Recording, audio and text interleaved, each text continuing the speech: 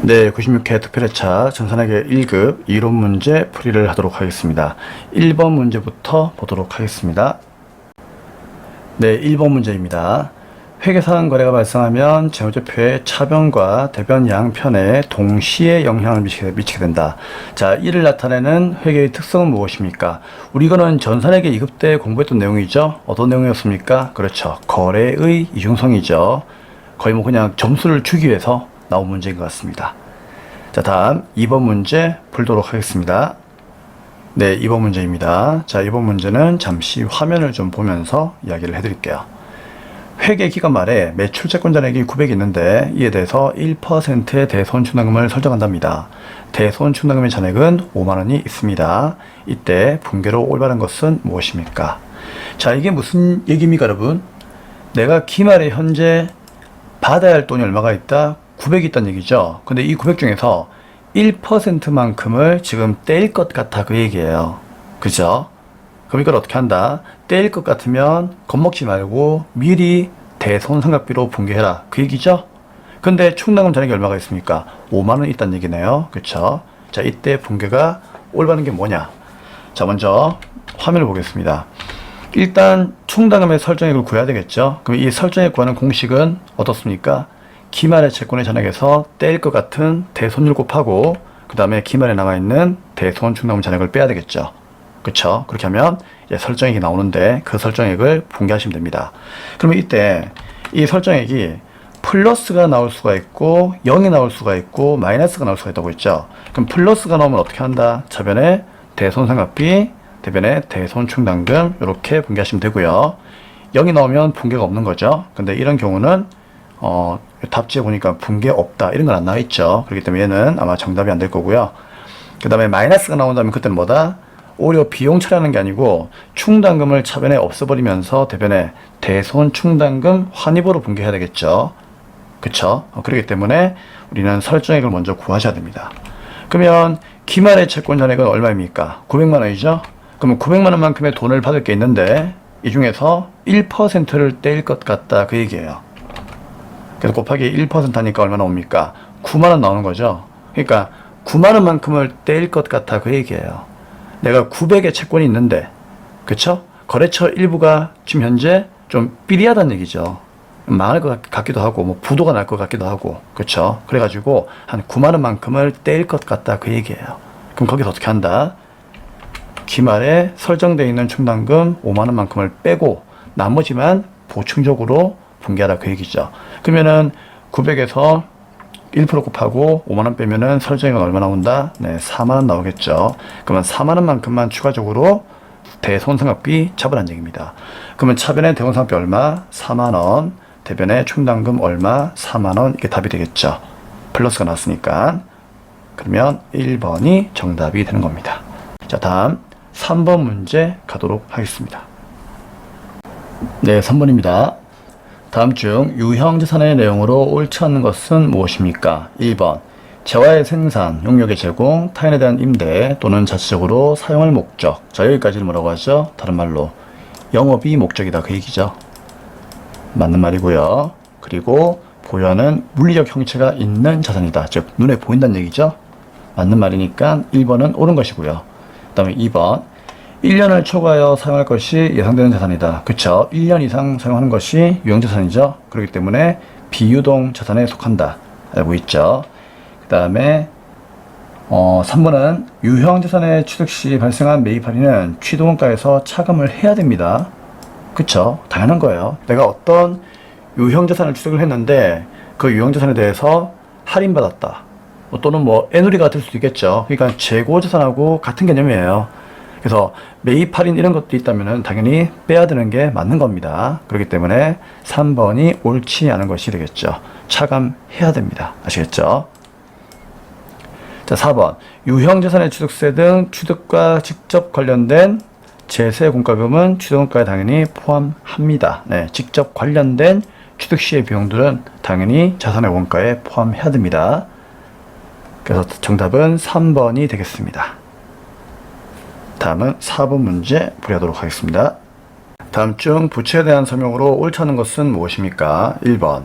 부채는 과거의 거래나 사건의 결과로 현재 기업 실체가 부담하고 있고 미래의 자원의 유출 또는 사용이 예상되는 의무이다. 맞는 말이죠. 자, 이 말이 상당히 좀 어렵게 적어놨는데, 그쵸? 우리 기준서에서는 아무래도 이제 학자분들이 이제 이렇게 정의하고 있으니까 좀 어려운 말로 느껴지겠지만은 결국 이 말이 뭐예요? 현재 열심히 부채를 갖고 있고, 그쵸? 앞으로도 갚을 거다. 그 얘기예요. 그쵸? 그렇기 때문에 1번은 맞는 내용이고요. 그 다음 2번. 부채는 보고기한 후에 1년 기준으로, 그렇죠. 1년 기준으로 이제 1년 이내에 갚아야 된다면은 유동부채이고 1년 후에 갚아야 된다면은 그렇죠. 비유동부채가 된다. 맞는 말입니다. 다음 3번. 정상적인 영업주기 내에 소멸할 것으로 예상되는 매입 채무와 미지급 비용 등은 보고기간 종료일로부터 1년 이내에 결제가 되지 않더라도 유동부채로 분류를 한답니다. 맞는 말이죠. 자, 이게 왜 맞는 말인가 하면은, 자, 우리 정상적인 영업주기, 이게 중요한 거예요. 자, 정상적인 영업주기라고 하는 것은 뭔가 하면은, 내가 어떠한 상품을 이제 구입을 해가지고 그걸 판매를 하겠죠. 그럼 판매해서 대금을 회수하기까지의 그 주기를, 하나의 이제 영업 사이클로 봐요. 사이클. 아시겠죠? 자, 영업 사이클로 보는데, 그 사이클을 그냥 주기라고 생각하시면 될 것 같아요. 그럼 이렇게 물건을 팔아가지고 대금을 회수하기까지 걸리는 그 과정의 한 사이클을 영업주기라고 해요. 그러면 이 영업주기가 일반적으로 이제 1년 이내다 그런 얘기죠. 그러면 1년 이내이면은 이게 유동인데, 그럼 쌤, 이거는 1년 이내에 결제가 안 되는데 왜 이게 유동이에요? 예외적으로 이 영업 사이클이 1년을 넘어가는 기업들이 있어요. 그쵸? 어떤 기업들이 있을까? 예를 들면은 조선소. 조선소 같은 경우에는 우리가 이제 배를 주문받아가지고 그 배를 만들잖아요. 그럼 배 하나 만드는데 걸리는 시간이 1년 가지고는 부족해요. 1년 넘어가거든요. 그러면 1년을 넘어가가지고 이제 우리가 그 배를 만들어서 건네주고 대금을 회수하는 그 사이클이 1년이 넘어갈 수 있다는 얘기죠. 그러면 이런 기업들은 그 업종의 특성상 영업주기가 예외적으로 1년을 넘어갈 수 있으니까, 그러면 그 영업주기가 1년을 넘어간다 할지라도 영업주기 그 기준을 가지고 어떻게 한다? 유동과 비유동을 구분할 수 있다는 얘기죠. 그럼 만약에 일반적으로 우리 조선소가 배를 만들어서 건네주고 대금을 회수하기까지의 기간이 예를 들어서 뭐 한 3년 걸린다. 그럼 그 3년이라고 하는 기간을 하나의 사이클로 보는 거예요. 그럼 그 사이클이 유동성이 있는 기간으로 볼 수가 있다 그런 얘기죠. 이해할 수 있겠습니까? 그러면 조선소 입장에서는 돈을 받아야 되는 거니까 그때의 매출 채권은 뭐가 되는 겁니까? 유동자산이 되는 거고요. 그러면 돈을 지급을 해야 되는 이제 매입자 입장에서는요. 그렇죠. 유동부채가 될 수 있다는 얘기죠. 비록 1년 이내에 결제가 되지 않더라도 유동부채가 될 수가 있다는 얘기입니다. 아시겠죠? 물론 판매자 입장에서는 유동자산이 될 수도 있겠죠. 그래서 이 정상적인 영업주기가 좀 더 중요할 수도 있다 그런 얘기예요. 그렇기 때문에 3번은 맞는 말입니다. 조금 어려운 개념이지만 이해를 했으면 좋겠습니다. 그럼 정답 몇 번입니까? 네, 4번이 정답이 되겠죠. 자, 유동성 장기부채는 유동부채예요. 비유동부채가 아니에요. 그쵸? 그래서 4번이죠. 어차피 이 문제는 쌤이 설명을 하기 위해서 좀 시간은 걸렸지만 여러분들이 얘를 딱 봤을 때 어려운 걸 빨리빨리 제낀다면은 4번의 글자가 좀 짧으니까 얘만 딱 보더라도 답 나오죠. 유동성 장기부채는 우리가 기본 강의 때 분명히 유동부채에서 배웠단 말이에요. 그쵸? 그래서 4번이 되겠습니다. 자, 다음은 이제 5번 문제 보도록 하겠습니다. 자, 5번은 다음 자료는 2021년도 말에 재무상태표의 자본과 관련된 자료입니다. 이를 바탕으로 2021년도에 이익잉여금의 합계를 구하시오라고 되어 있습니다. 그쵸? 자, 그러면 이거는 이제 자본의 그 종류를 좀 암기하셔야 되는데, 자, 쌤이 여기다가 그 종류를 좀 적어 놓았습니다. 우리 자본의 종류는 크게 이제 5가지 정도 공부한 적 있었죠. 자본금, 자본잉여금, 자본조정, 기타 포괄 손익계획, 이익잉여금입니다. 자, 이익잉여금은 주로 어떤 것들이죠? 이익잉여금은 결국 그 회사에 단기순이익이 쌓인 거죠. 그럼 이 단기순이익 쌓인 거 가지고 뭡니까? 배당도 주고 저금도 하는 거죠. 근데 배당을 주는 거는 어차피 이제 현금으로 배당 준다면은 돈이 나가는 거고, 주식으로 배당 준다면은 그 배당액만큼은 자본금으로 가는 거기 때문에, 그쵸? 배당은 일단 신경 쓰지 마세요. 그럼 결국 이익잉여금이란 누굴 얘기하는 겁니까? 그렇죠. 적립된 금액을 얘기하는 거죠. 적립이 아니죠. 적립 미안합니다. 이거 적립된 금액, 그러니까 저금해 놓은 돈이 전부 다 이익잉여금이에요. 그래서 적립금이란 말이 들어가면은 이익잉여금이고, 그 다음에 이제 우리가 적립을 하고도 남는 돈이 있겠죠. 그러니까 처분되지 않은 그런 잉여금도 있겠죠. 그런 것도 뭐다? 당연히 이익잉여금에 포함됩니다. 그래서 적립금, 미처분 이익잉여금 이런 거 나오면은 전부 다 이익잉여금이에요. 그러면 이익잉여금은 누가 되겠습니까? 예, 여기 적립금 있죠. 그 다음에 미처분 이익잉여금도 있죠. 그렇죠. 그 다음에 법정 적립금 안에 여러분들 이익준비금 있는 거 알고 있죠. 그래서 이익준비금도 예, 적립금이 되겠습니다. 그래서 50만원, 20만원, 예, 300만원 더하면은 얼마입니까? 370만원 되겠네요. 정답은 2번이 되겠습니다. 결국 이거는 우리가 자본에 대한 내용을 좀 암기를 해야 되는 그런 문제였습니다. 자, 다음은 6번 문제 가도록 하겠습니다. 네, 다음은 6번 문제입니다. 자, 6번 문제 별표 하나 하시고요. 자, 이 문제를 풀어내시려면은 첫 번째, 거래 판료서를 완벽하게 이해를 하셔야 되고요. 두 번째, 결산 분계에서 선급 비용하고 선수 수익 기억나시죠? 처음에 복습 안 하면 상당히 어려운 문제잖아요. 근데 복습을 많이 하면 할수록 이제 그게 쉬운 문제가 되는 건데, 아무튼 그 수익과 비용의 이연이라고 하는 수동 결산 분계가 이해가 되어야만 이 문제를 풀 수가 있습니다. 자, 그래서 그 내용들을 조금 여러분들이 정리가 되었다면은 이제 이 문제를 풀 수가 있는데, 이거는 이제 그림으로 쌤이 좀 설명을 해드릴게요. 자, 결국은 이제 이거는 분계를 해야 됩니다. 먼저 문제를 좀 볼게요. 다음의 사항을 누락한 경우에 2011년도 12월 말일 날 당기순이익은 35만원이었답니다. 근데 누락된 사항을 모두 정확하게 반영하였을 경우에, 그러니까 밑에 있는 이 두 가지의 거래에서 누락한 분계가 있다는 얘기죠. 그러면 그 누락한 분계를 반영했을 경우에 이제 12월 말에 당기순이익은 얼마입니까? 그러니까 이때 이 당기순이익은 얘를 말하는 게 아니고요.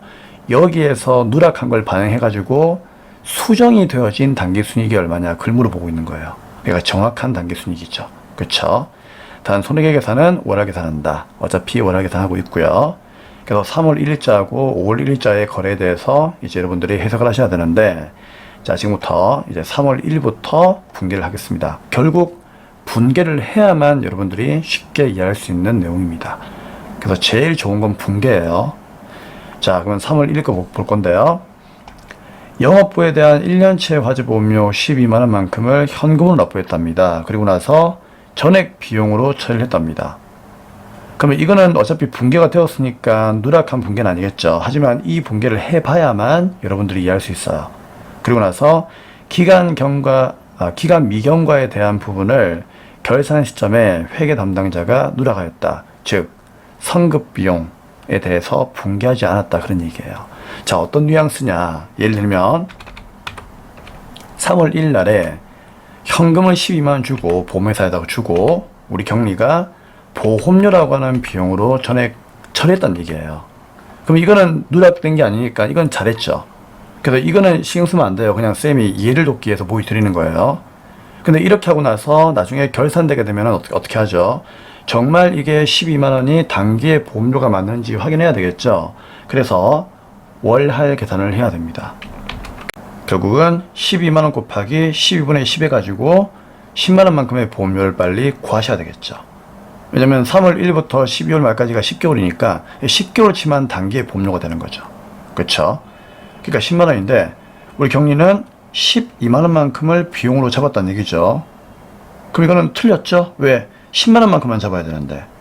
그래서 어떻게 한다? 요 2만원만큼을 빼는 분계를 해야 되는 거예요. 그걸 비용의 취소라고 하죠.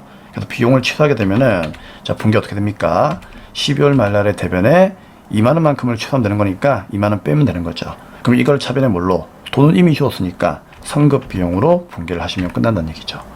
결국 누락한 분계는 이 분계가 누락된 거예요. 그쵸? 그래서 이 분계 하나 체크하시고요. 그 다음 5월 1일 날은 거래처에 1년 후에 회사를 목적으로 500만원만큼을 대여했답니다. 돈을 빌려주었다는 얘기죠. 그리고 나서 선이자 30만원을 차감하고, 자, 그러면 이 말은 무슨 말입니까? 500만원 빌려주면서 원래 이자는 나중에 받아야 되는 건데 먼저 이자를 뗐다는 얘기죠. 그렇죠? 결국 이제 이자 수익을 뗀 건데 이걸 어떻게 했다? 전액 수익으로 잡았답니다. 그럼 이자 수익 잡았다는 얘기죠. 그럼 이자 수익 잡고 나머지 금액을 보통예금으로 이체했다는 얘기죠. 그럼 여기까지 붕괴하게 되면은 5월 1일 날 어떻게 붕괴했을까요? 자, 이렇게 붕괴를 했겠죠. 돈 빌려줬으니까 차변에 뭐다? 단기 대여금. 자, 이걸 먼저 붕괴하는 게 좋아요. 그럼 단기 대여금 붕괴하고 나서 그 다음 어떻게 했다? 이자 뗀 거를 이자 수익으로 이렇게 대변에 수익 잡았다는 얘기예요. 수익 발생 대변이니까. 그러고 나서 상대방한테 나중에 500만원 갚아 하면서 470만원만 보냈다는 얘기지. 왜? 이자는 미리 뗐으니까요. 그쵸? 이해할 수 있겠습니까? 그래서 이렇게 붕괴한 건데, 기간 미경 가분에 대한 이자를 결산 시점에 회계 담당자가 누락했답니다. 무슨 말인가 하면은, 여기에 비록 30만원만큼 이자 수익을 잡았지만, 얘가 진짜로 이번 단기의 이자 수익은 아닙니다. 알고 있죠? 왜요? 이 수익과 비용은 무조건 발생주이기 때문에, 일단 월할 계산을 얘처럼 또 해야 돼요. 이해할 수 있겠죠? 그러면은, 어떻게 하면 되겠습니까? 30만원 곱하기 또 해야 되겠죠? 얘처럼 몇 분에? 12분에. 여러분 참고하세요. 우리 이자 거래라고 하는 것도 일반적으로 아무런 말이 없으면 무조건 1년 12개월치, 1년치의 이자를 말하는 겁니다. 그렇기 때문에 12개월 분에 빌려준 날은 5월 1일이니까 5월 1일부터 12월 말까지를 월할 계산해야 되는 거죠. 그러면 5, 6, 7, 8, 9, 10, 11, 12니까 8개월 치죠. 그러면 30만원 곱하기 12분의 8하면은 20만원만큼만 이자가 나오는데, 우리가 이번 연도에 거래처한테 받아야 되는 이자는 20만원이 법적으로 맞는 거예요. 근데 30을 미리 받고 얘를 이자 수익이라고 하는 수익으로 잡았다는 얘기죠. 근데 회계 논리 입장에서는 20만원만큼만 이자 수익이니까 요 이자가 틀린 거죠. 그래서 어떻게 한다? 12월 말 날에 여기 있는 요 이자 수익은 20만원만큼만 남기고 나머지 10만원만큼은 내년 거니까 이자 수익을 취소하라는 얘기예요. 얼마를요? 10만원만큼을. 왜냐면 얘는 내년 거니까. 그쵸? 근데 얘를 우리는 어떻게 했다? 미리 선이자로 받은 거기 때문에. 그쵸? 차감했다는 얘기는 한마디 받은 거잖아요. 500 줘야 되는데 470 줬다는 얘기는 30을 받은 거예요. 그쵸? 받았기 때문에 이만큼은 내년 걸 미리 받았으니까 대변에 선수 수익으로 10만원만큼 붕괴를 해야 되는 거죠. 그쵸? 근데 이 붕괴를 누락을 했다는 얘기예요. 누락을 했으니까 어떻게 하자? 그 누락한 걸 이제 우리가 찾아가지고 단기 순이익을 다시 한번 이제 정확하게 구해보자 그 얘기입니다. 아시겠죠? 그럼 여기서 누락한 건 누굴 얘기하는 겁니까? 결국 얘하고 얘를 누락했다는 얘기죠. 여러분 이거 확실하게 해야 돼요. 위에 있는 이거는 누락한 게 아니에요. 이거는 붕괴한 거예요. 쌤이 얘를 도와드리려고 이렇게 한 거지 붕괴한 거예요. 그렇기 때문에 요 두 개를 누락했다 그 얘기예요. 그러면 이 문제는 어떻게 하면 되느냐? 단기 순이익이 35만원이잖아요. 여기 적어볼까요? 35만원. 그럼 여기에서 누락한 붕괴한 다음에 누락한 붕괴 이 두 개 한 다음에 있잖아요. 이것만 잘하면 돼요. 수익은 더하고 비용은 빼면 돼요. 그러면 새로운 단기 수익 나옵니다. 아시겠죠? 근데 무조건 수익 더하고 비용 빼면 안 돼요. 왜 그런가 하면은 여기 보니까 그러면 수익 비용은 누구밖에 없어요? 보험료밖에 없죠. 그럼 얘는 비용인데 비용은 원래 차변이잖아요. 근데 얘는 대변에 와 있죠. 그럼 쌤이 뭐 예전에 뭐 전산회계 입도 그렇고 여러분들 다들 기초 공부했으니까 알잖아요. 그쵸? 비용은 차변이잖아요. 그럼 비용인데 비용이 대변에 가면은요, 이거는 비용을 취소하는 거니까 비용을 취소해야 한 만큼은 단기 순이익이 오른다는 얘기잖아요. 그쵸? 비용을 취소하게 되면은 그거는 수익이잖아요. 비용을 취소하면은 취소한 만큼 이익이 생기니까. 맞죠? 그럼 이거는 비용의 취소니까 올해 이건 뭐다? 단기 순이익의 증가를 불러오는 거죠. 그쵸? 그렇기 때문에 플러스 얼마? 2만원만큼을 더 해야 되겠죠. 비용을 취소한 만큼 이익이 나오니까 요거는 이익이에요. 플러스를 해야 되고, 그럼 얘는 수익이죠. 그럼 얘는 이제 수익인데, 요 수익은 원래 대변에 가 있어야 되는데 수익이 또 취소되었잖아요. 그렇죠? 그럼 수익의 취소는 뭡니까? 결국 비용이에요. 그럼 얘는 단기 순이익을 낮추는 거죠. 그렇기 때문에 마이너스 뭐다? 10만원만큼을 낮춰야 한다 그 얘기입니다. 아시겠습니까? 그러면은 35만원에서 2만원 더하고 10만원 빼면은 얼마 나옵니까? 27만원이 나오겠다. 그쵸? 그럼 정답은 1번이 정답이 되는 겁니다. 어렵지 않죠? 그래서 이 결산분계 잘 하셔가지고, 그쵸? 우리가 수익은 더하고 비용은 빼면 돼요. 그렇다고 해서 수익 비용이 무조건 더하거나 빼는 게 아니고요. 비용의 취소는 수익이니까 얘는 더하고, 수익의 취소는 비용이니까 얘는 빼란 얘기죠. 자, 이해할 수 있었으면 좋겠습니다. 자, 좀 설명은 길었지만 자, 이렇게 공부하는 것이 더 빠른 길입니다. 네, 그럼 이제 7번 문제 풀이하도록 하겠습니다. 자, 다음 자를 이용하여 매출원가를 계산하면 얼마입니까? 우리 매출원가 물어볼 때는요, 여러분들이 두 가지를 생각하시면 돼요. 첫째는 뭐 상품 매출원가를 물어보느냐, 아니면 제품 매출원가 물어보느냐, 그 얘기죠. 그쵸? 그러면 제품 매출원가를 물어보게 되면은 이 문제는 이제 원가액의 문제가 되는 거죠. 그럼 그때는 뭐다? 제공품하고 제품 계정을 그리시면 돼요. 근데 얘는 자, 보기를 보니까 상품이 보이죠. 그럼 상품이 보인다는 얘기는 상품 매출원가를 물어보는 거니까 결국 뭐다? 이거 상품 계정만 그리시면 됩니다. 그럼 알고 있죠? 상품 매출원가의 공식은 무엇입니까? 기초에서 순매입 더하고 기말을 빼면 되는 거잖아요. 그쵸? 쌤이 재고자산 공부할 때 상당히 많이 강조했던 그림이니까 이 그림만 그리시면 됩니다. 자, 그러면은 여기다가 이제 금액을 한번 넣어 볼게요. 기초상품 재고액이 얼마 있습니까? 먼저 300이 있죠. 그대로 여기로 맞추시면 돼요. 자, 순매입 구해야 되는데, 자, 순매입은 총매입에서 매입 애누리 환출을 빼는 거죠. 그럼 여기에 총매입이 있고 매입 애누리 환출하고 매입 할인이 여기 있으니까 이거 빼면 되는 거예요. 그쵸? 근데 조심할 게 하나 있습니다. 이거 별표. 매입 시의 운반비 별표. 이게 정말 조심해야 될 내용이에요. 왜 그런가 하면은 우리 그거 알죠? 상품을 매입할 때 운반비가 들었다. 이거 비용 처리합니까? 상품의 원가에 포함합니까? 상품의 원가에 포함하죠. 그렇기 때문에 이때 총매입은 1000만 원이 아니고요. 이 50만 원을 포함한 1050만 원이 총매입이 되는 겁니다. 자, 조금만 필기 할게요. 그러면 1050이 총매입이 되는 거예요. 그럼 여기에서 매입 애누리 환출, 매입 할인 빼야 돼요. 그럼 이게 100만 원하고 30이니까 130 빼면 되겠죠. 그러면은 순수한 매입은 얼마가 나온다? 920이 나온다. 그 얘기예요. 그래서 여기서 가장 중요한 것은 매입 시의 비용도 상품의 원가에 포함하는 거니까 총 매입은 1000만 원이 아니라 1050으로 봐야 된다는 거. 이게 가장 이 문제의 핵심 포인트입니다. 그래서 이거 꼭 별표하시고요. 그러면 이제 이거 두 개 더 해가지고 기말 빼면 되는 거니까 뭐 기말이 어차피 여기 200이 있죠. 그쵸? 요거 이제 빼면 되는 거예요. 그러면 300에 920 더하면은 창고에 판매가 가능한 금액이 1220만 원 있었고 팔고 남은 게 200이니까 매출원가는 얼마? 1020만 원만큼을 팔았다. 그 얘기잖아요. 그쵸? 그래서 이 문제 정답은 몇 번입니까? 2번이 정답이 되는 겁니다. 괜찮죠? 그래서 2번을 찍고 다음 문제 8번으로 가도록 하겠습니다. 네, 8번 문제입니다. 무형자산으로 볼 수 있는 것을 모두 고른 것은 무엇입니까? 결국 무형자산이 뭐냐 그 얘기인데 어차피 이 종류는 다들 암기를 하셔야 되는 부분이죠. 그래서 암기하시면은 이제 풀 수 있는 문제인데 암기가 잘 안 된다면 당연히 뭐 계정 과목 조기 등록 하셔가지고요. 여기에서 무형자산 클릭하면은 뭐 여기 있는 것들 골라가지고 정답을 내면 되겠죠. 자, 그런데 우리가 전산회계 1급이니까 뭐 굳이 이렇게까지 하지 마시고요. 웬만하면은 좀 외워주시는 게 좋을 수 있다. 그 얘기입니다. 자, 정답은 그러면 영업권하고 특허권하고 신용시한권이죠. 자, 임차보증금은 기타 비유동자산이기 때문에 얘는 아니고요. 요 세 가지가 답인데 세 가지가 나와 있는 지문이 없죠. 그쵸? 자, 왜 그럴까요? 영업권은 내부적으로 창출한 영업권은 무형자산으로 인식할 수가 없다. 공반적 있죠. 그렇기 때문에 리엄과 디귿이 정답이 되겠습니다. 그래서 2번이 정답이에요. 자, 꼭 기억합니다. 내부적으로 창출한 영업권은 무형자산으로 인식할 수가 없다.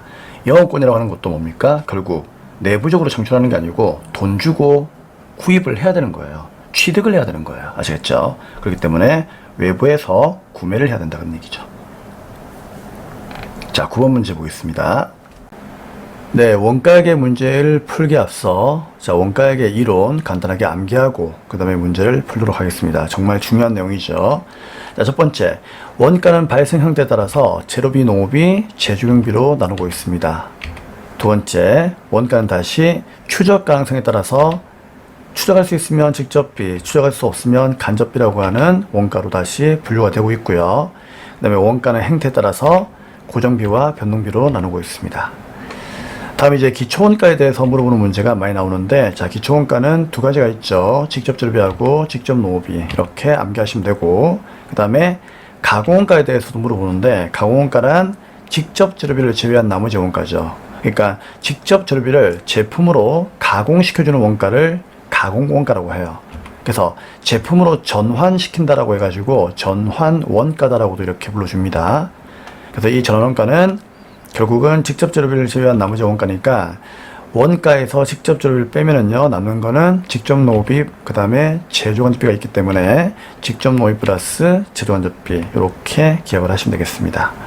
그리고 문제에서는 기초원가, 가공원가 둘 다 속하는 것은 무엇인가를 물어보는 문제가 가끔씩 나오는데, 그때는 직접 노비가 있다 라고 이야기를 하시면 되겠습니다. 자, 그다음에 이제 의사결정을 할 때 이제 매물원가하고 기여원가에 대해서 개념을 물어보는데, 자, 매물원가는 의사결정에 전혀 영향을 주지 않는 원가죠. 꼭 기억하셔야 됩니다. 그래서 의사결정에 전혀 영향을 주지 않는다는 얘기는 과거에 이미 발생한 원가예요. 그러니까 과거에 이미 발생했기 때문에 현재 의사결정을 할 때는요, 전혀 영향을 주지 않는다는 얘기죠. 꼭 기억하시고요. 그 다음에 기여원가는 최선의 선택을 위해서 포기한 다른 원가 중에서 가치가 가장 높은 원가를 의미합니다. 그렇죠? 그 다음에 마지막으로 고정비와 변동비에 대해서 이제 요 두 가지의 그래프의 모양을 물어보는데, 먼저 변동비부터 보겠습니다. 자, 변동비는요, 생산량이 오른쪽으로 갈수록 증가하는 거죠. 그러면 생산량이 증가하면은 총 원가가 증가합니다. 그렇죠? 하지만 요거는요, 단가는 일정합니다. 알고 있죠? 그래서 이 내용을 꼭 암기하셔야 되고, 반면에 고정비는요, 생산량이 오른쪽으로 증가할수록 전체 원가는 일정하지만 단가는요, 그만큼 감소할 수 있다. 기억나시죠? 같이 암기를 하셔야 됩니다. 그럼 거꾸로 갔을 때도 물어볼 수 있기 때문에, 자, 거꾸로 갔을 때는 어떻게 되겠습니까? 변동비는 생산량 감소하면은 총원가도 감소하고, 그렇죠? 하지만 단가는 그대로 일정합니다. 근데 고정비는 어떻습니까? 생산량 감소해도 총원가는 일정하지만 단가는 오히려 증가할 수가 있다, 그 얘기예요. 그쵸? 그래서 거꾸로 갈 수도 있는 거기 때문에 이렇게 두 가지를 양방향으로 언제라도 물어볼 수 있으니까 꼭 암기를 해 주셔야 되겠습니다. 자, 그럼 이제 원가액의 문제 풀이하도록 하겠습니다.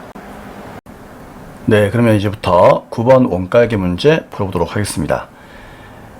기기장치 한 대를 매월 100만원에 임차하여 사용 중이랍니다. 우리가 그 임차료 같은 경우에는 매월 100만원씩 주는 거니까 일단 여기서는 고정비임을 알 수가 있겠죠. 맞습니까? 그래서 고정비인 줄 알았는데, 자, 뒤에 보니까 월 최대 생산량은 500단위랍니다. 이게 무슨 말인가 하면 기계 한 대 가지고 매월 500단위를 생산할 수 있다, 그런 얘기예요. 그쵸? 그러면 우리 회사가 만약에 월 생산량이 500만 넘어가지 않는다면은 이 임차료는 아무튼 고정비가 되겠죠. 그런데 당월에 생산해야 될 물량이 총 800대로 책정되어 가지고 추가로 기계를 한 대를 더 구입하기로, 임차하기로 결정하였답니다. 그럼 이게 어떻게 되는 거죠? 그래프가, 그렇죠. 여기 보시면 준고정비죠. 처음에 한 대 값만 잘 내고 있다가 생산량이 500 넘었으니까 기계를 한 대를 더 빌려올 수밖에 없죠. 그러면 임차료를 두 대 값을 이렇게 내야 되겠죠. 결국 고정비가 계단 형식으로 이렇게 띄어버리네요. 그쵸? 결국 이 내용은 누구에 대한 얘기다? 네, 준고정비에 대한 이야기였습니다. 맞습니까? 그래서 뒤에 보니까 이 기계장치에 대한 임차료의 원가 행태는 무엇입니까? 라고 나와 있네요. 그래서 처음에는 고정비인 줄 알았는데 한 대를 더 빌리니까 이제 임차료가 100만원이 아니라 이제 200만원 지급하게 생겼죠. 그럼 결국 뭡니까? 준고정원가에 대한 행태를 나타내고 있는 것입니다. 그래서 쌤이 이제 요거 이해하시라고 쌤이 밑에다가 그림을 좀 하나 이렇게 그려 놓았는데, 자, 요 네 개 중에서 누굽니까? 네, 고정비에 대한 이야기였습니다. 자, 하지만 변동비하고 고정비하고 준변동비에 대한 이런 그래프도 여러분들이 꼭 참고를 하셔야 되겠습니다. 자, 정답은 4번입니다. 다음 이제 10번 문제 풀이하도록 하겠습니다. 네, 10번 문제입니다. 다음 중 개별원가 계산에 대한 설명으로 옳지 않은 것은 무엇입니까? 자, 개별원가 계산에 대해서 묻고 있죠. 그러면 이 내용은 당연히 개별원가 계산에 대해서 간단하게 정리를 해야 되겠죠. 자, 그래서 필기 내용 보시면은 개별원가 계산은 일단 우리 회사가 이제 제품의 크기가 큰 제품을 생산하는 기업들이 많이 쓰고 있죠. 주로 누가 있었습니까? 가장 대표적인 케이스가 조선소, 그쵸? 그 다음에 건설, 그 다음에 항공기 제조업에서 많이 사용하고 있다. 그러면 이런 기업들은 이제 제품의 크기가 좀 크다 보니까 아무래도 대량 생산 어렵고요. 고객들마다 주문을 받아가지고 어떻게 합니까? 소량으로 생산하는 거죠. 그러다 보니까 제품의 품질이나 규격, 성능은 서로 다를 수 있을 거고요. 그로 인해서 제품의 종류가 2개 이상 발생할 수밖에 없다 그런 얘기죠. 만약에 우리 회사가 뭐 건설업이다. 그럼 어떤 사람들은 아파트 만들어 달라. 어떤 사람들은 빌라를 만들어 달라. 어떤 사람들은 뭐 단독주택을 만들어 달라. 이렇게 요구가 다르겠죠. 그렇기 때문에 제품의 종류는 2개 이상 나오는 거고요. 그로 인해서 이제 특정 제품에만 들어가는 직접비가 발생할 수도 있지만 여러 제품에 들어가는 보다 간접비가 발생할 수도 있다. 그 얘기예요. 그렇죠? 그럼 이런 간접비는 어떻게 되겠습니까? 당연히 제품마다 이렇게 배부를 해야 되겠죠? 어떤 배부 기준에 의해 가지고 배부를 하시면 되는 거예요. 그래서 개별원가 계산은 뭐가 중요하다고 쓰이겠습니까? 제조간접비를 배부하는 문제가 중요한 과제이다. 그런 이야기를 했습니다. 그리고 이때 이제 우리가 사용되는 그런 이제 서류들이 많이 있었죠. 그런 서류들이 이제 누가 있습니까? 뭐 제조 지서, 뭐 작업 원가표, 뭐 이런 것들이 있었죠. 자, 그런 것 중에서 이제 제조 지시서, 그쵸? 꼭 기억을 하셔야 되겠습니다. 자, 그러면 이제 1번부터 보도록 하겠습니다. 자, 옳지 않은 것은 1번. 다양한 제품을 주문 생산하는 경우에 적합하다. 맞는 말이죠. 여기서 쌤이 적어 놓았던 내용입니다. 2번. 제조지서, 그렇죠. 자, 이 서류가 쓰이는 거죠. 자, 제조지서별 원가 계산표를 통해서 원가를 당연히 집계해야 됩니다. 그 다음에 3번. 작업별로 원가를 집계함으로써 원가 계산의 시간과 비용이 절감된다? 아닙니다. 개별 원가 계산은 이제 주문 생산에 의해서 우리가 이제 원가 계산하기 때문에 하나하나 붙어가지고 제품마다 정확한 원가를 계산을 해야 되는 거예요. 그래서 개별 원가 계산이 종합 원가 계산에 비해서 어떻습니까? 그렇죠. 원가 계산이 상당히 정확해요. 정확도가 높아요. 그런데 우리 그거 알죠? 원가에게는요, 정확도가 높을수록 시간과 비용은요, 많이 들어갑니다. 절대로 절감되지 않습니다. 시간과 비용이 절감되면 절감될수록 그 원가 계산의 정확도는 떨어집니다. 하지만 개별 원가 계산은 가장 정확한 방법이기 때문에 시간과 비용이 많이 소비돼요. 그래서 3번이 틀린 말이 되겠습니다. 아시겠죠? 자, 생산 이전의 수주 작업별로 최선성을 검토하여 작업 여부를 결정합니다. 네, 맞는 말이죠. 우리가 이제 뭐 주문받게 되면은요, 자, 어떻게 생산할까? 뭐 그런 거 검토해야 되겠죠? 그 얘기예요. 그래서 정답은 3번이 되겠습니다. 자, 이제 11번 문제 가도록 하겠습니다.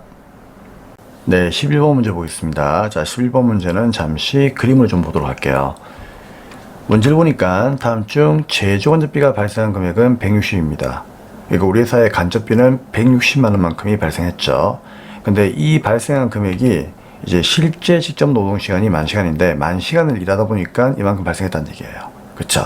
근데 이 중에서 제조지서 넘버 1번에 투입된 시간이 520시간이었고요. 회사가 간접원가를 직접 노동시간에 기준하여 실제로 배부를 한답니다. 이때 지서 넘버 1번에 배부될 간접원가는 얼마입니까? 결국 이 문제는 어떤 문제입니까? 개별원가 계산에서 제조 간접비를 실제로 배부하는 문제이죠. 그래서 이 문제는 결론, 실제로 배부하는 문제는요, 그냥 실제 기준에 의해서 곱하기 몇 분의 몇, 안분 계산, 즉 배부만 잘하면 되는 겁니다. 그래서 계산해보면 우리 회사 제품이 넘버 1번도 있지만 뭐 넘버 2번도 있고 넘버 3번도 있겠죠. 이렇게 많단 말이에요. 아무튼 이 제품들을 만들기 위해서 투입된 간접비의 전체 금액이 160만 원이에요. 그럼 이 160만 원을 어떻게 하면 된다? 곱하기 몇 분의 몇, 안분 계산하시면 됩니다.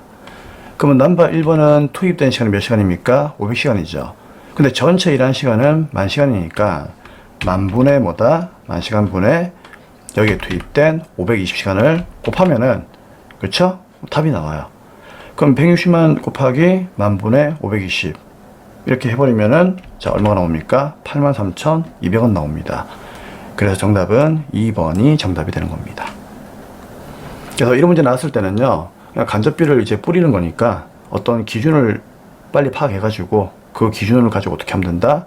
곱하기 몇 분의 몇 하면 끝나는 문제입니다.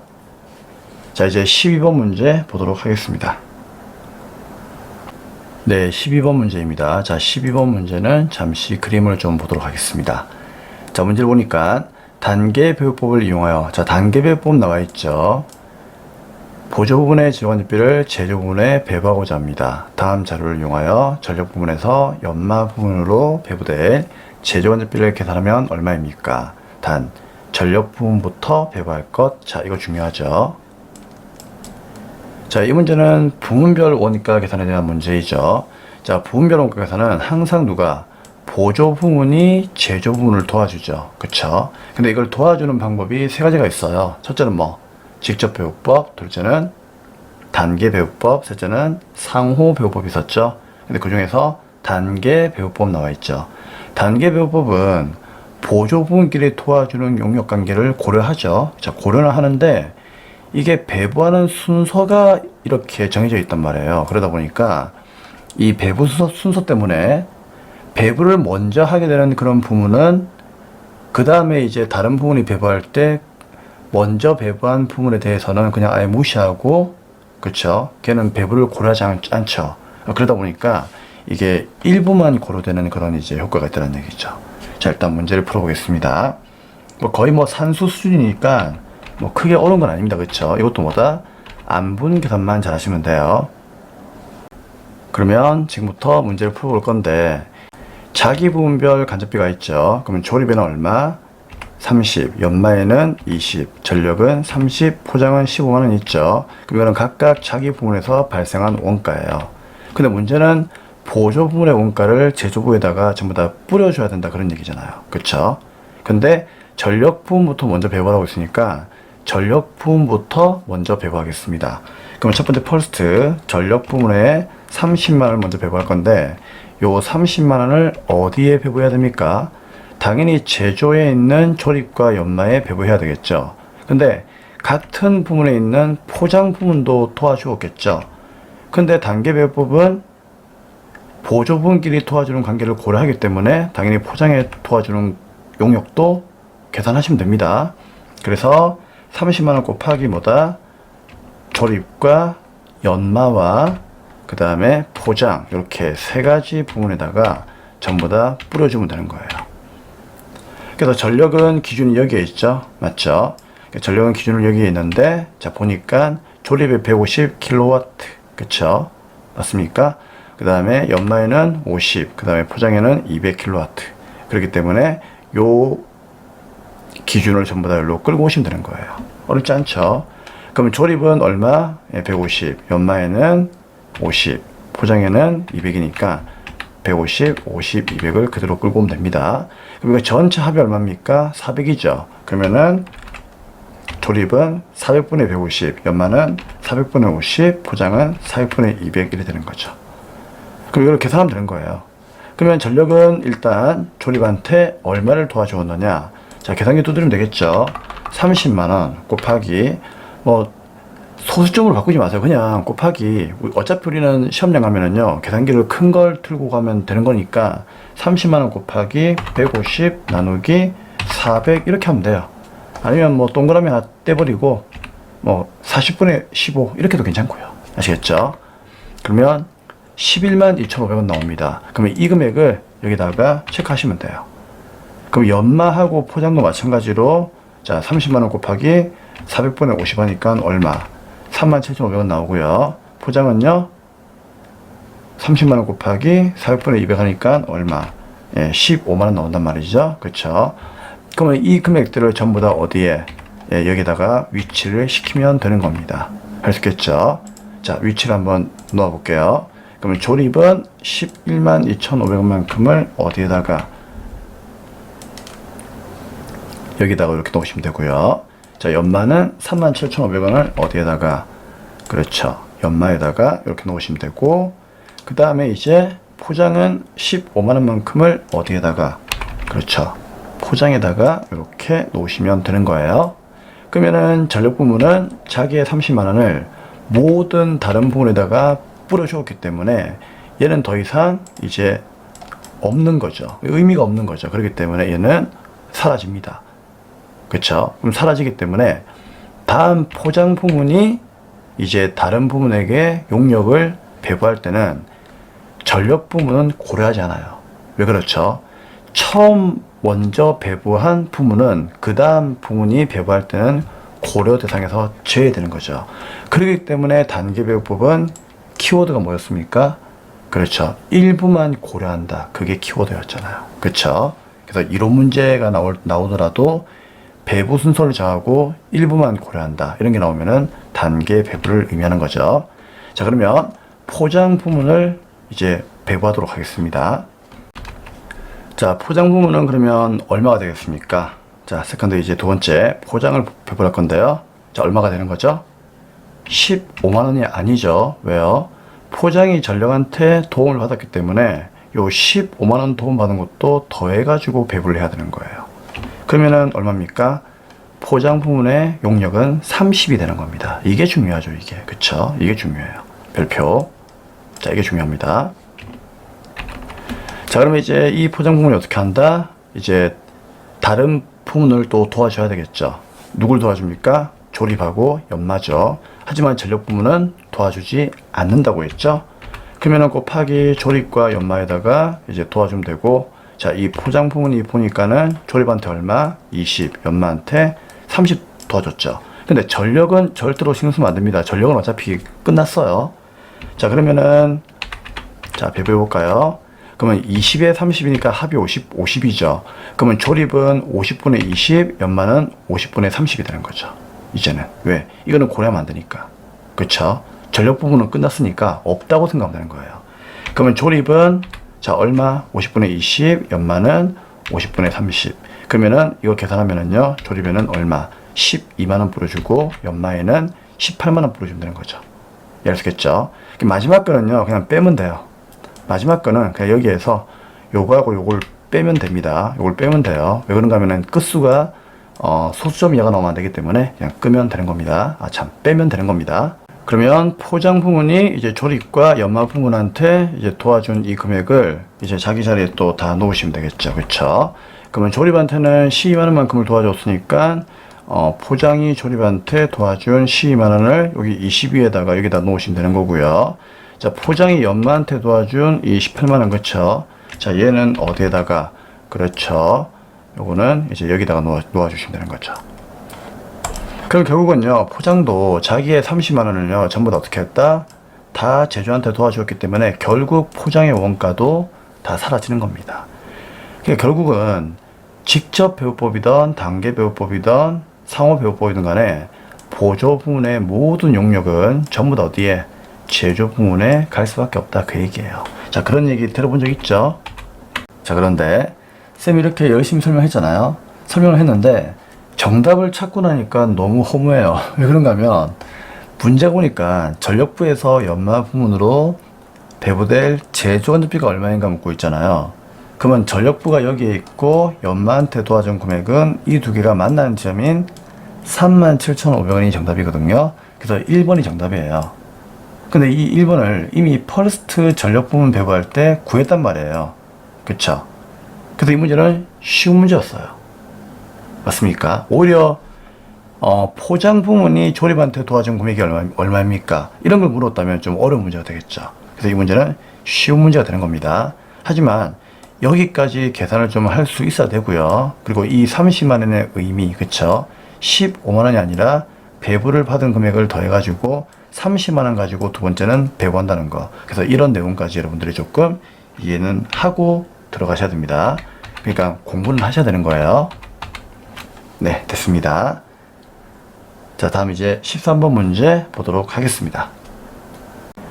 네, 13번 문제입니다.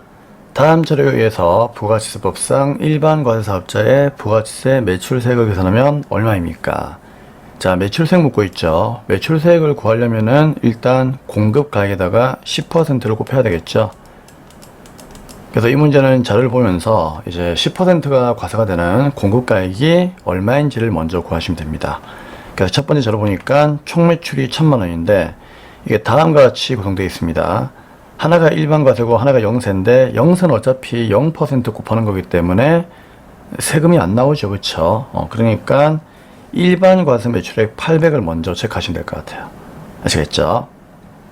그다음 두 번째, 매출 할인액이 100만 원 발생했는데 전액 일반 과세와 관련된 것이랍니다. 그러면 원래는 800을 팔았는데 100만원만큼을 내가 할인해 주었으니까 결국 공급가액은 700이죠. 그럼 얘는 이제 800에서 빼면 되는 거죠. 그래서 마이너스 하시면 되고요. 그 다음에 외상으로 일반 과세 매출한 금액 중에서 대운세액 공제 12만원만큼이 발생하였답니다. 자, 그러면 이 대운세액 공제가 12만원 발생했다는 얘기는 내가 돈을 떼이는 바람에 이제 돈을 떼이게 되면은 국가에다가 이제 요구할 수 있어요. 아, 나 돈 떼었으니까 이거 못 내겠다. 공제 달라. 이렇게 요구할 수 있거든요. 그러면은 12만원만큼을 공제받을 수가 있습니다. 물론 이거는 요건에 충족이 되어야만 공제가 되는 거기 때문에 일단 뭐 그런 요건이 있다는 것 정도만 아시면 될 것 같아요. 자, 그러면은 어떻게 하면 되느냐. 자, 800만원에서 100만원 빼요. 그럼 얼마입니까? 700만원이죠. 그러면 700만원의 10%가 원래는 매출세액이 되는 거죠. 그럼 얼마입니까? 당연히 70만원이 되는 거죠. 그럼 원래는 70만원이 답이 될 뻔했는데 내가 돈 떼었으니까 못 내겠다. 공제 달라 라고 요청한 게 12만원이죠. 그래서 12만원 빼면 됩니다. 그럼 빼니까 얼마 나와요? 58만원 나올 겁니다. 그쵸? 그러면은 정답은 1번이 정답이 되겠습니다. 다음은 14번 문제를 보도록 하겠습니다. 네, 14번 문제입니다. 다음 중 재화의 공급 시기로 옳지 않은 것은 무엇입니까? 96회 전산회계 1급 시험은요, 96회 일반 회차하고 특별 회차 둘 다 부가가치세 문제에서 공급 시기를 물어보는 문제가 나왔습니다. 그만큼 출제위원들이 공급 시기를 좋아한다는 얘기예요. 그래서 공부를 꼭 해야 되겠죠. 자, 그러면 1번 보겠습니다. 현금 판매와 외상 판매의 경우에는 이제 일반 판매죠. 자, 일반 판매는 언제입니까? 그렇죠. 재화를 인도하는 인도주의가 되겠죠. 이게 인도주의가 되는 건데 이게 원칙인데 우리가 이제 인도를 할 수 없는 경우가 있어요. 뭐 예를 들면은 건물을 내가 판매를 했다. 그쵸? 그럼 건물을 팔았다면은 이 건물을 갖다가 상대방한테 잠시만 기다려. 내가 비닐에다 넣어줄게. 그럼 비닐봉투에다가 넣어가지고 건네줄 수 있느냐? 뭐 내가 헐크가 아니죠. 내가 헐크라면은 건물 뽑아가지고 주면 되는데 헐크가 아니기 때문에 그럴 수 없다는 얘기죠. 그럼 어떻게 한다? 내가 건물에서 나오고 구입한 사람이 건물로 들어가가지고 이 건물을 이용하면 되는 거예요. 그래서 이용 가능하게 되는데도 공급 시기로 볼 수가 있다. 그다음 두 번째, 내국의 물품을 외국에다가 반출합니다. 그 다음에 중개무역 방식의 수출. 결국은 수출이죠. 맞죠? 그럼 우리가 해외에다가 이제 재화를 수출하게 되면은요, 그때는 뭐다? 수출한 재화를 배에다가 실어 들인 날, 즉 선적일이 공급시기가 된다. 그런 얘기했죠. 그 선적일이 공급시기가 되고 그 선적일의 기준 환율로 공급가액을 구하는 겁니다. 이거 상당히 중요한 내용이기 때문에 이런 거는 여러분들 전산세무 2급에서도 상당히 중요합니다. 그렇기 때문에 꼭 알아놓으셔야 되는 그런 내용이죠. 다음 세 번째, 재화의 공급으로 보는 가공의 경우가 있는데요. 자, 이때는 뭐다? 가공이 완료되는 때? 아니죠. 우리 재화의 공급으로 보는 가공이란 말은 무슨 말인가 하면은 이 얘기죠. 우리 회사가 하청기업이란 얘기예요. 그러면 하청업체는요, 본청한테 이제 주문을 받겠죠. 내가 너희들한테 원자재하고 이런 것들을 줄 테니까 좀 조립만 해가지고 다오. 그러면은 돈 줄게. 그럼 하청기업들은 열심히 조립해서 준다는 얘기죠. 자, 그게 바로 뭐다? 이제 가공을 해주는 건데, 이런 가공 용역은요, 둘로 나눕니다. 하나는 뭐죠? 재화의 공급으로 나누고 하나는 용역의 공급으로 나누는데, 우리가 원자재를 일부라도 부담하지 않으면은 그거는 용역의 공급이에요. 근데 우리가 원자재를 일부라도 부담을 한다면은 그거는 재화의 공급이었죠. 맞습니까? 기억나시죠? 이거 기본 강의도 다 얘기했던 했던 것들이죠. 그래서 재화의 공급으로 본다는 얘기는 내가 조금이라도 원자재를 투입을 해가지고 그 다음에 조립한 후에 본청에다가 납품하는 거예요. 그럼 이런 경우는 재화의 공급이죠. 그러면 재화의 공급은 말 그대로 재화니까 이때는 뭐다? 그 재화를 인도하기만 하면 되는 거예요. 그래서 이것도 뭐다? 1번에 있는 요 일반 판매를 따라갑니다. 그래서 인도주의예요. 가공이 완료된 때가 아니에요. 아시겠죠? 그래서 인도주의이기 때문에 정답은 3번이 옳지 않은 것입니다. 그래서 이 내용은 여러분들 교재에 그 공급 시기로 가가지고 쌤이 설명해 드렸던 부분이 있죠. 그 부분을 다시 한번 볼 수 있도록 합니다. 네. 자, 이거 꼼꼼하게 설명해 드렸어요. 그쵸? 네. 다음 4번입니다. 반환 조건 판매, 동의 조건 판매. 자, 이렇게 조건이 붙어 있다. 그쵸? 자, 조건이 붙어 있는 경우는 뭐라고요? 조건이 성취가 되거나, 그렇죠. 그 성취된 기간이 지나가지고 판매가 확정되면 되는 겁니다. 그래서 14번 공급 시기로 옳지 않은 것은 정답이 3번이 되는 거고요. 이 공급 시기에 대한 내용은 다시 한번 여러분들이 교재에서 정리를 꼭 해주셨으면 좋겠습니다. 네, 이제 15번 문제 풀이하도록 하겠습니다. 네, 15번 문제입니다. 세운계안서의 필요적 기대사항이 아닌 것은 무엇입니까?